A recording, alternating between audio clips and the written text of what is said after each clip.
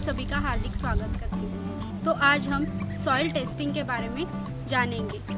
तो soil testing ये इसलिए ज़रूरी है क्योंकि किसान भाई है जो कितने सालों से अपने एक ही खेत में साल दर साल पौधे पैदावार ले रहे हैं। तो इसकी वजह से जो मिट्टी में पोषक तत्व है वो कम होते जा रहे हैं। तो इसकी वजह से पौधों को जिन पोषक तत्वों की ज़रूरत होती है वो साल दर साल कम होते जा रहे हैं। तो ये इनको देखने के लिए मतलब उसमें कितने पोषक तत्व है वो देखने के लिए हमें सॉइल टेस्टिंग की ज़रूरत होती है। तो सॉइल टेस्टिंग के लिए हमें सबसे पहले कुछ चीज़ें ध्यान में रखें। तो सॉइल टेस्टिंग करते समय हमें ये ध्यान में रखना है कि जब भी हमें सॉइल सैंपल लेना है तो हमें पहले कुछ जगहों का चुनाव करते समय हमें ये ध्यान में रखना है कि हमें पेड़ के नीचे से सॉइल सैंपल नहीं लेना है। साथ ही साथ जो खेत की जो बाउंड्री होती है वहाँ से भी हमें सॉइल सैंपल नहीं लेना है। इसी के साथ जहाँ पे हम गोबर खाद या कोई भी मैन्यूअर रखते हैं उस जगह से भी हमें सॉइल सैंपल नहीं लेना। सबसे पहले हम जिस जगह से हमें सॉइल सैंपल लेना है वो जगह साफ करेंगे। फिर वो जगह साफ करने के बाद हमें वहाँ पे वी शेप का एक गड्ढा करना है।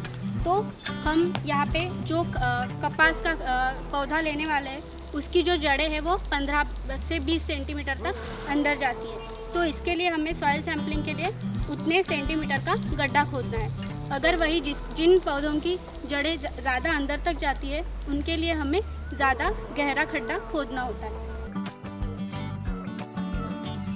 तो सॉइल सैंपल यानी मिट्टी का नमूना लेने के लिए हमें कुछ चीज़ों की ज़रूरत होती है। तो उसके लिए हमें चाहिए एक बाल्टी मिट्टी रखने के लिए, उसके साथ ही एक plastic bag soil sample collect करने के बाद वहाँ पे रखने के लिए, उसके साथ ही हमें कुदाल की ज़रूरत पड़ेगी और एक बोरे की ज़रूरत पड़ेगी।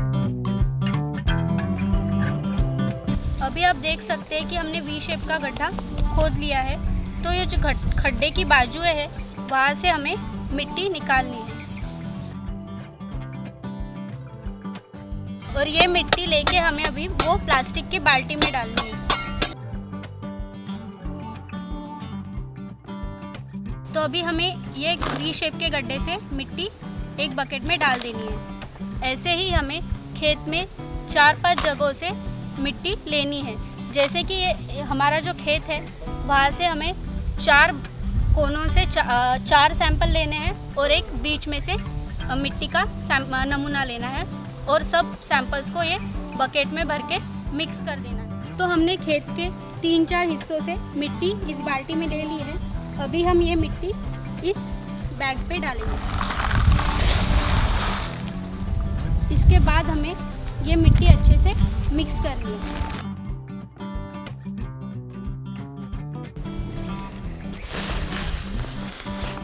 तो अभी हम देख सकते हैं कि हमने मिट्टी के 4 हिस्से कर लिए हैं। इसके बाद हमें ये जो अपोजिट डायरेक्शन में हिस्से हैं मिट्टी के वो बाहर फेंक देने हैं। इसके बाद हमें ये मिट्टी फिर से एक साथ मिलानी है। फिर से हमें मिट्टी के 4 हिस्से करने हैं और पहले जब हमने जैसे वो अपोजिट हिस्से की मिट्टी निकाल ली थी वैसे वो प्रक्रिया हमें तब तक करनी है जब तक हमें 500 ग्राम मिट्टी का नमूना नहीं मिल जाता।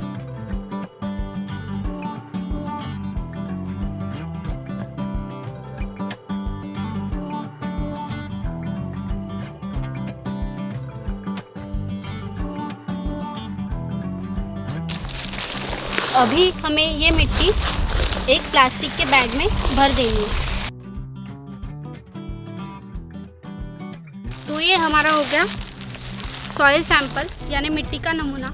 तो हमें इसको अभी लैब में भेजना है और लैब में भेजते समय वहाँ पे हमें एक वो चिट्ठी लिखनी है जहाँ पे किसान का नाम होगा, खेत का नाम होगा, उसके साथ ही किस गांव से हमने वो मिट्टी का नमूना लिया है वो, उसके साथ ही उस खेत में पहले उसने कौन सी फसल ली थी और आने वाले समय में वो किसान कौन सी फसल लेने वाला है। तो ये सभी जानकारी लिख के हमें वो चिट उस मिट्टी के बैग में रख देनी है और ये हम किसी भी लैब में, गवर्नमेंट लैब, KVK में सैम्पल टेस्टिंग के लिए भेज सकते हैं। ऐसे ही जानकारीपूर्ण वीडियो देखने के लिए मटेरा के चैनल को सब्सक्राइब करें और ध्यान रखें स्वस्थ मिट्टी मुनाफे की खेती।